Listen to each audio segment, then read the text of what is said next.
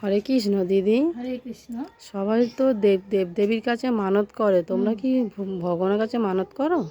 ভগবানের কাছে যদি আমরা মানত করি তাহলে ভগবানের সঙ্গে তাহলে ব্যবসার সম্পর্ক হবে, যে ভগবান তুমি আমাকে এটা দাও তাহলে আমি তোমাকে ওটা দেবো।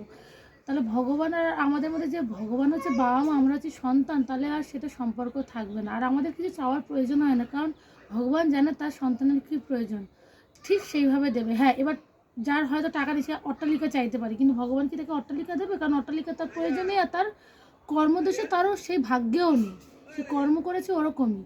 এবার সেটা বলি ভগবানের জন্য হয়নি, আমি এটা করতে চেয়েছি ভগবান আমাকে দেয়নি, কিন্তু এটা ভুল কথা। আমাদের কর্ম আমরা করে এসেছি পূর্বজন্মে, যেরকম প্রারব্ধ যেরকম জন্মে আছে, আমাদের প্রারব্ধ কর্ম যেভাবে জমাও আছে, সেই রূপে আমরা কর্মফল ভোগ করছি।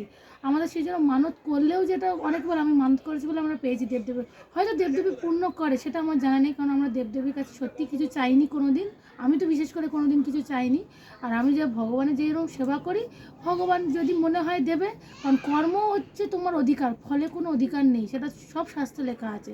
তুমি কর্ম করে যাও, ফল তুমি তোমার কর্মগুণেই তুমি পাবে। আর তুমি যদি মানুষ জিনিসটা করতে চাও, তুমি করবে, তাহলে সেটা ব্যবসা হবে। যে দেবদেবীর সঙ্গে যারা ব্যবসা করে, যে দেবদেবীকে এত আমি জানো তো সোনা দানা দিচ্ছে, এত দিচ্ছে, তাই আমাকে ভরিয়ে দিচ্ছে, ওটা ভুল কথা। ওনার পুণ্যফল জমা আছে বলে উনি সেই রূপে উনি এই জন্মে কোটিপতি হয়েছে। পুণ্যফল শেষ হয়ে যাবে, তখনই ওনার কোটিপতিটাও শেষ হয়ে যাবে। সুতরাং সেই জিনিসের গর্ব করা একদমই উচিত নয়, আর মানত তো জিনিসটা করা উচিতই নয়, কারণ মানত জিনিসটাই হচ্ছে ব্যবসা।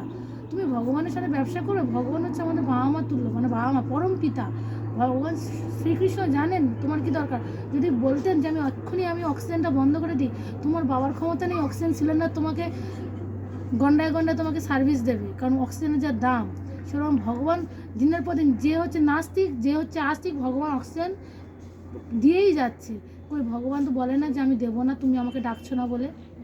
অনেকেই তো ভগবানকে ডাকে না, অনেকেই তো নাস্তিক, ডাকে না তো অনেকেই। কই ভগবান তার জন্য তো বলছে না, এই ওকে আমি অক্সিজেন দেবো না, ও আমাকে কিন্তু ডাকছে না, কিন্তু সেরকম বলছে না, কারণ ভগবান হচ্ছে পরম পিতা, ভগবান জানে আমাদের কোনটা কী দরকার। ওই জন্য মানত করার ভগবানের কাছে প্রয়োজন হয় না। এবার যারা দেবদেবীর কাছে করে, তারা বলবো সত্যি তারা অনেক শাস্ত্রজ্ঞান শূন্য মূর্খ।